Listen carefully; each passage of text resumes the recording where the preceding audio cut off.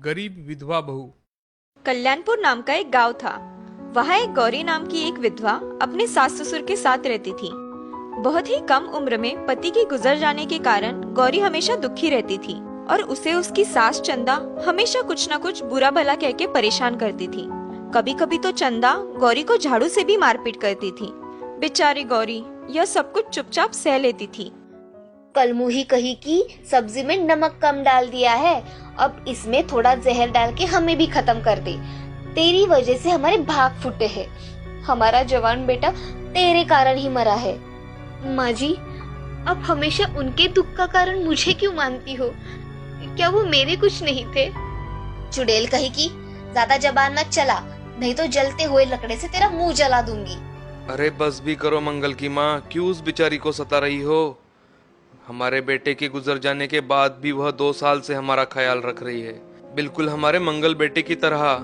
आप चुप बैठो जी, आपको क्या पता है, इसी ने नागिन का रूप लेके मेरे बेटे को डसा है।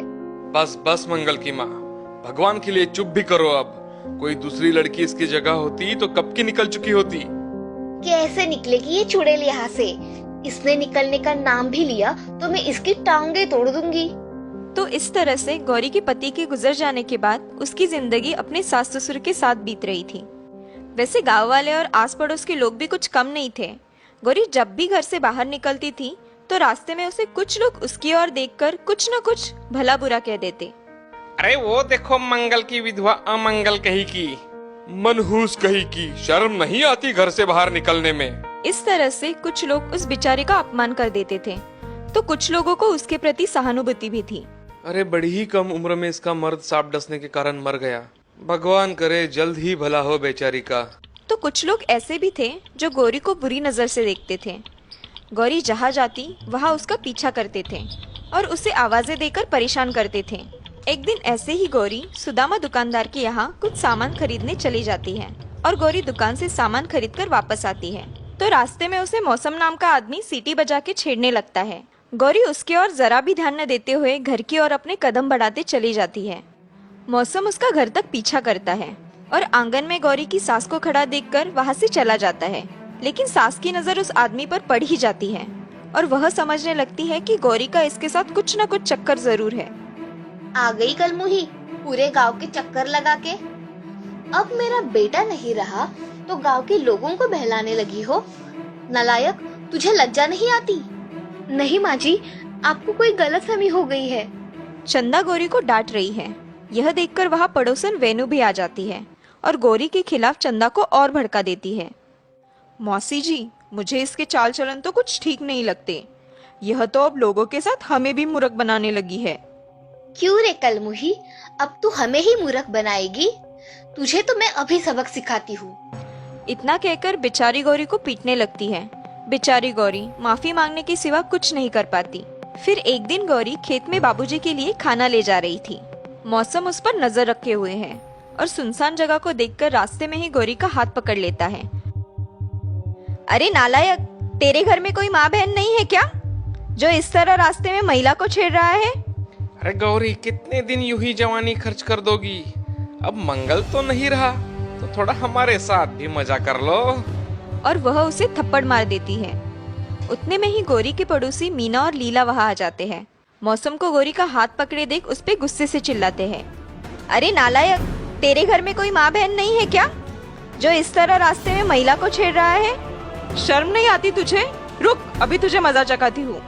मौसम मीना और लीला को अपनी ओर आते देख वहाँ से डर के भाग जाता है और गौरी रोने लगती है। डरो मत गौरी, हम हैं ना अब तुम्हारे साथ। दीदी, यदि आज आप दोनों नहीं होते तो? कुछ नहीं होता, अब हम हैं ना, तुम फिक्र मत करो, पहले चुप हो जाओ। मीना और लीला गौरी के आंसू पोंछते हैं, उसे चुप करके नई जिंदगी के बारे में सलाह देते हैं। हमारी सलाह तुम मानो, तुम अपने भाई के पास चली जाओ। माँ बाप के गुजरने के बाद तो बड़े भैया शहर में रहते हैं। मैं शहर में उनके पास जाके क्या करूँ? और फिर मैं वहाँ चली गई तो यहाँ इनके माँ बाप का ख्याल कौन रखेगा?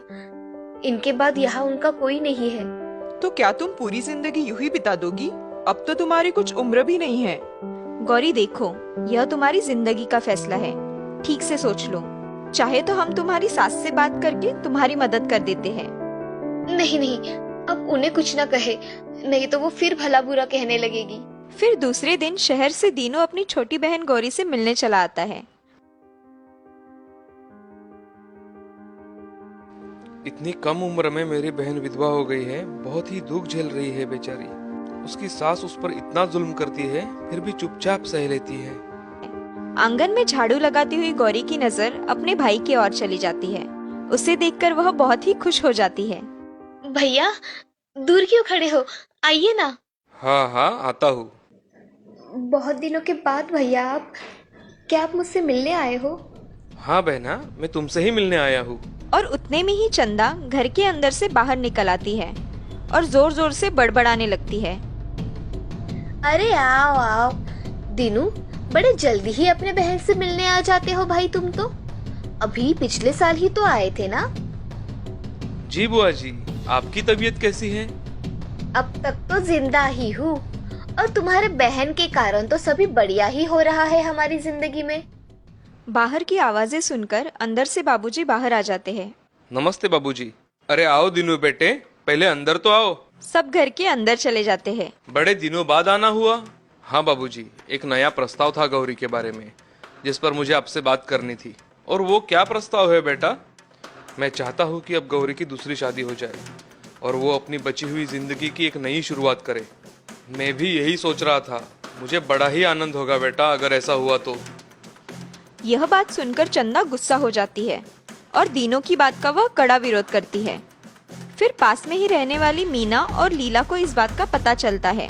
वह दोनों तुरंत दुकानदार सुदामा के पास चली जाती है और सब हकीकत बता देती है। दुकानदार सुदामा भला इंसान होता है और वह फिर गांव के सरपंच के पास चले जाते हैं। सरपंच उनकी बातें सुनकर तुरंत गौरी के घर निकल पड़ते हैं। मैं तुम्हारे बहन की दूसरी शादी नहीं होने दूंगी।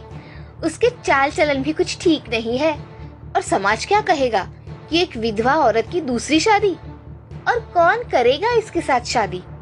उतने में ही गांव के सरपंच, दुकानदार सुदामा, मीना, लीला और गांव के कुछ लोग वहां आ जाते हैं। बेचारी विधवा गौरी पर हो रहे अत्याचार की खबर पूरे गांव को पता होती है। चंदा मौसी, आप क्यों विरोध कर रही हो? अपनी गलत फहमी के कारण बेचारी गौरी का पूरा जीवन बर्बाद मत करो आप।